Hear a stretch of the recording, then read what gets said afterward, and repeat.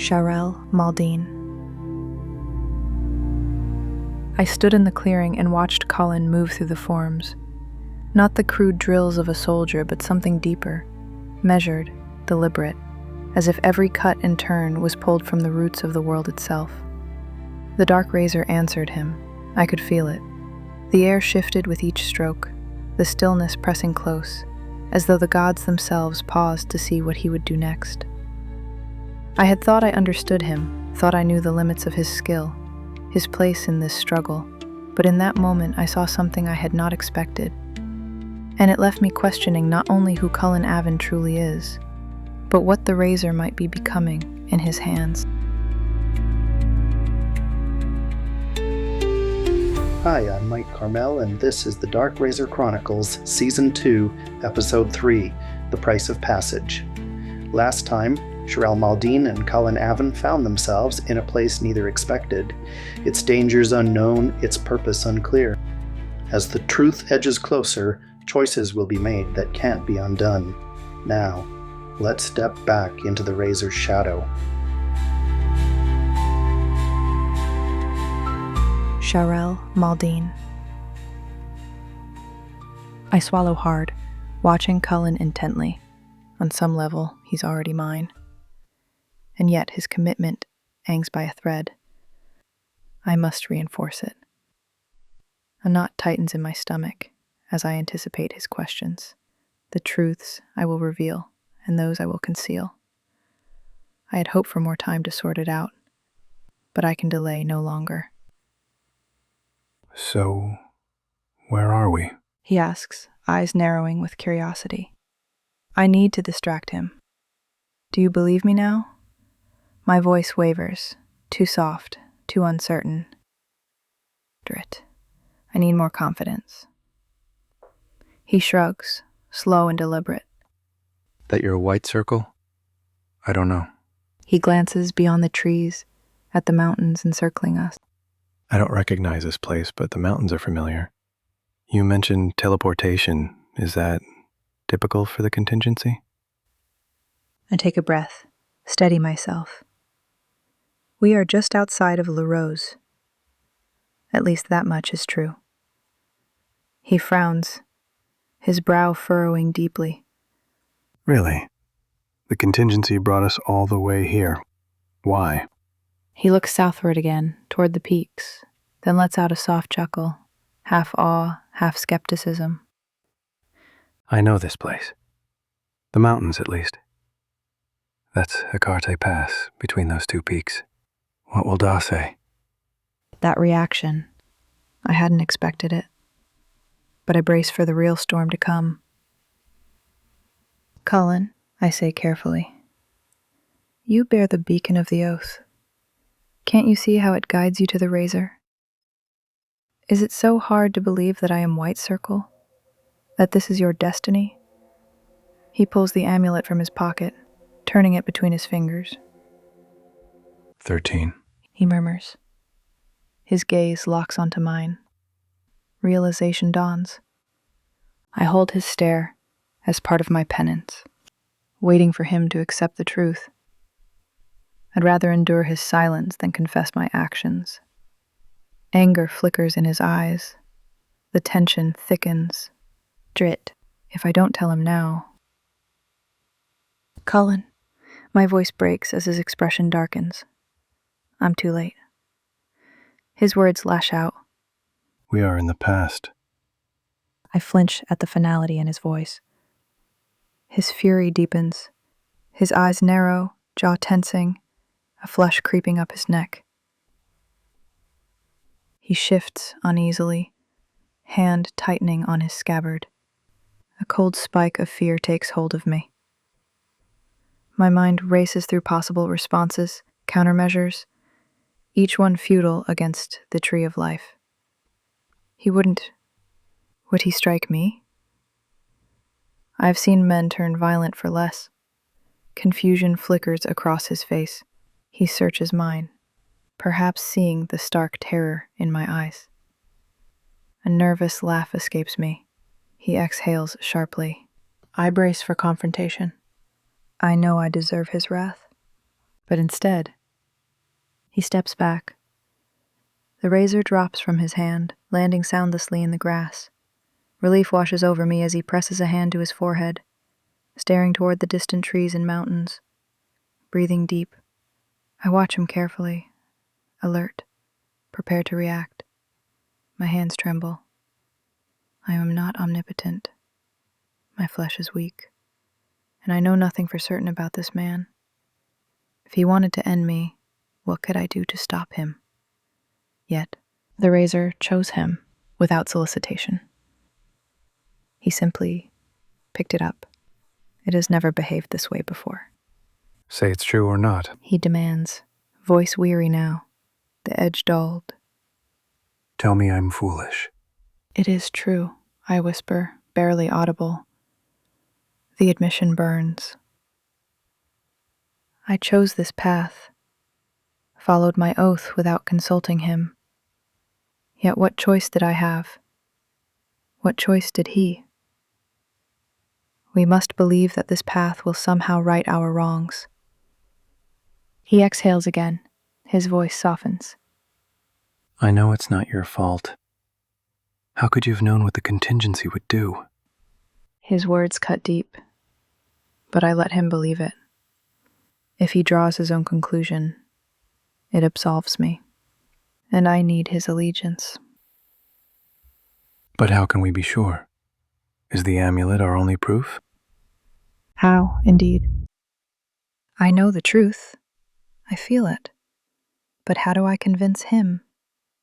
I won't have to. The proof will present itself when we reach La Rose. Still, the amulet's count troubles me. Why 13? There should be 12.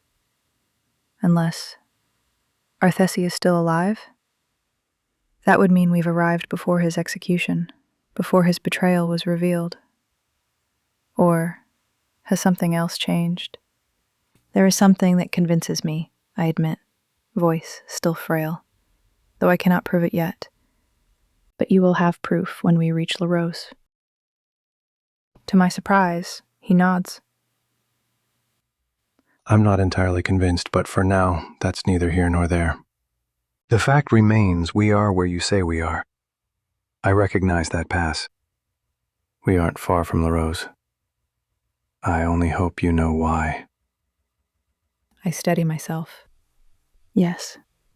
I force my voice into certainty. You are to escort me. We will be joined by the other oath sworn. Together we will return the Costa Novacula to the Insuli Imperium. What do you mean? Escort the razor to Salandria for its return to the White Circle. Salandria? He frowns. I thought that was just a tale. A place my family invented in stories about Lord Cavan. It's real. A small island off the southern tip of Van Isle. He hesitates. If we're truly in the past... And there it is, the question I dread most. Then how do I get home? A lump forms in my throat. There is no going home for him. He will never see his family again. I can't tell him that. So I lie. That's a question for the White Circle. The words slip from my lips too easily. Another debt added to the growing weight of my deception. His eyes flicker with hope. The circle? Are we meeting them? I can't look at him. Yes. I turn away, pretending to fuss with the equipment at my feet. A dread I can't name grips my chest. Then I whirl, expecting anger, expecting violence, but he isn't standing. He's squatting, head bowed, shoulders shaking, overcome, crying. My heart clenches. Oh, Cullen. I kneel beside him, tentatively placing one hand on his back. He doesn't resist. His grief pulls at my own. Tears blur my vision. And as his body shakes, I let mine break with his. I press against him, arms tightening. Together, We mourn the home he has lost, and the truths I cannot give him. Remember your oath, Cullen. This will give you solace. This is what you were trained for. You should rise to the challenge. My voice grows firmer. I'm lecturing now. You are oath taken. You are among the few in this world chosen and trusted to fulfill a vital role. The oath sworn, I know, will stop at nothing to carry out their duty. And honestly, despite their experience, you are better prepared for this task. My tone hardens. You are not a child, nor am I. It's time we stop acting like them. Your life, my life, the lives of everyone in the garden depend on our success. This isn't just a task to be set aside. It must succeed. 600 years of preparation rely on us. A shudder runs through him. Good. He's feeling the weight of it now. He shifts to face me. What are you saying? The world depends on me? On my oath? I nod. Cullen, you swore an oath to serve and protect at the Circle's command. The White Circle struggles even now. Don't you remember your history? You told me they perish, but they're alive now, and they're under siege. Under siege? His brows knit together. In a sense, I admit. I don't know the exact threat. Not yet. But we know the history. They died slowly. I hesitate and force myself to continue. Parthalis, the Archmagus of the White Circle, sent me a letter. It was written just over 100 years after I was entrusted to the Avens. He didn't tell me much, but he did say that after my disappearance, the Oathsworn were ambushed.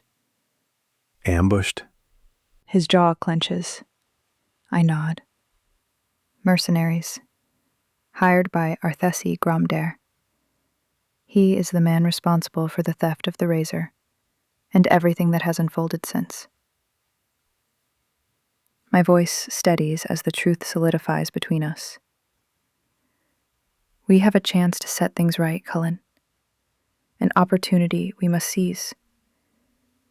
When the razor was stolen, powers once controlled by the circles were unleashed. This contingency, it's more than just a teleportation spell. It's a plan to correct everything that went wrong since the razor was taken. It's a plan to realign existence itself, to make the world right. His expression darkens. I don't understand. Why does everything rely on a sword? A fair question. Why do you think they call it the Sword of Power? I counter. Because it is power. The razor is a medium, a conduit, the only means for the circles to exert their influence over their creations. His eyes narrow. What have they created? I hesitate. It fuels his anger. His expression shifts. A new realization dawns in his eyes. You knew. Nothing But Crumbs, Part 2, Krista Smithy. All right, settle your arses. Now, where was I? Yeah, right. Me, my brother Dan, and a couple of tweezies named Gin and Maury had the bright idea, a real feckin' brain blister, to sneak into Rutherman's place. Big feckin' house, smells like old foot wraps.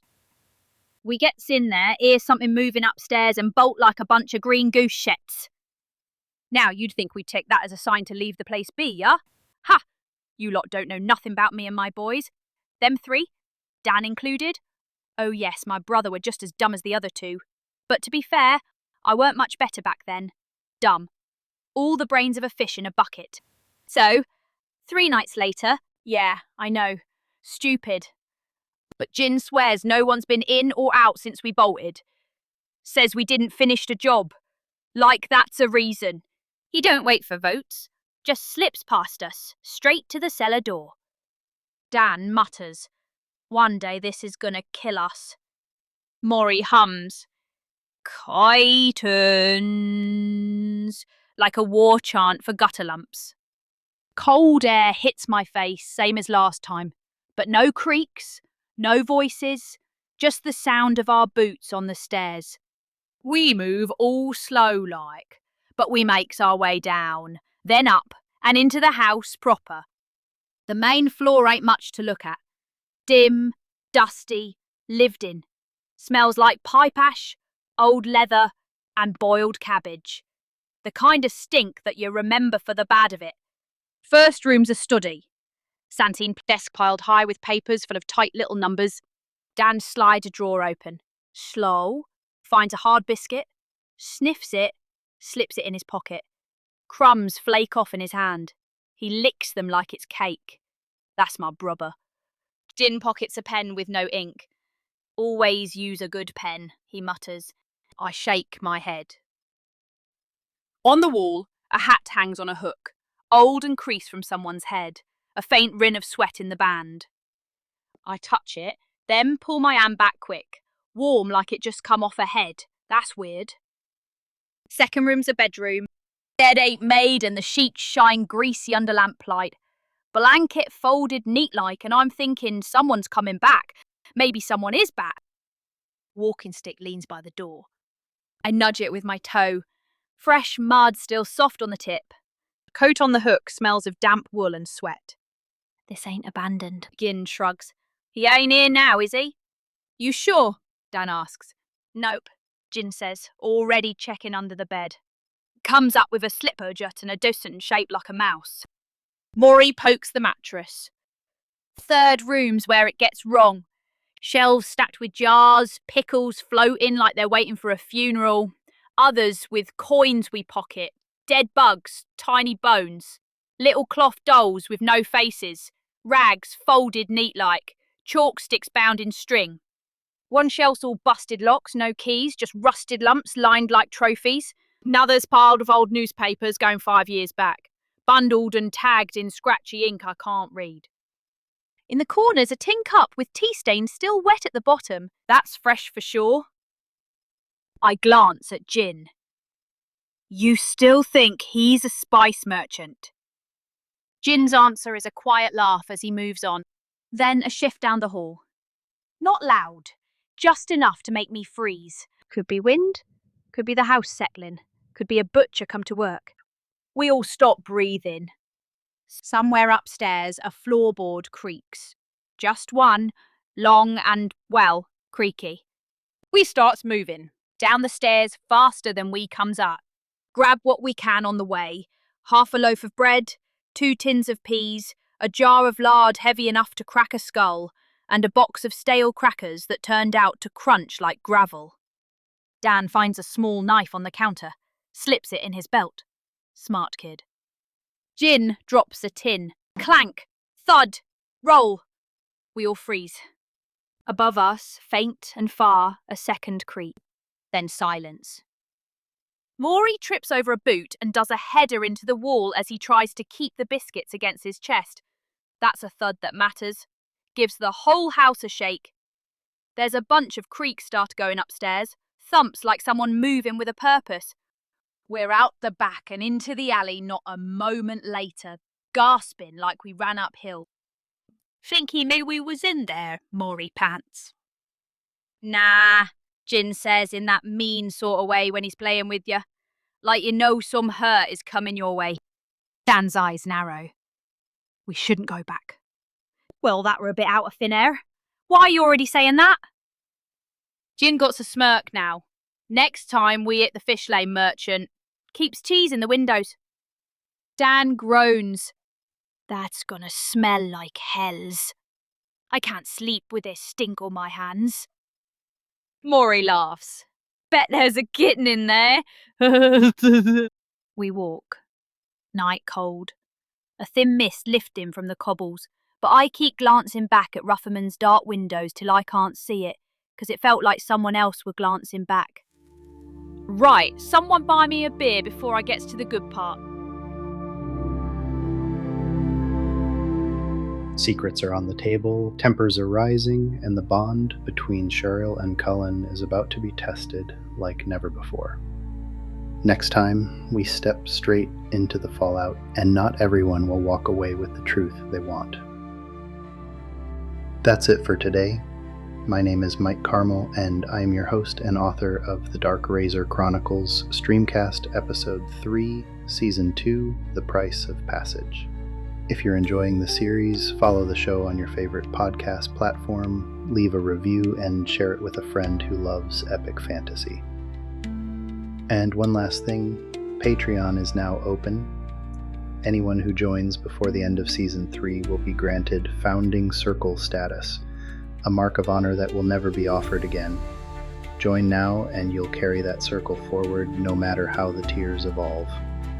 Your support keeps the razor sharp, so stay vigilant and tread carefully.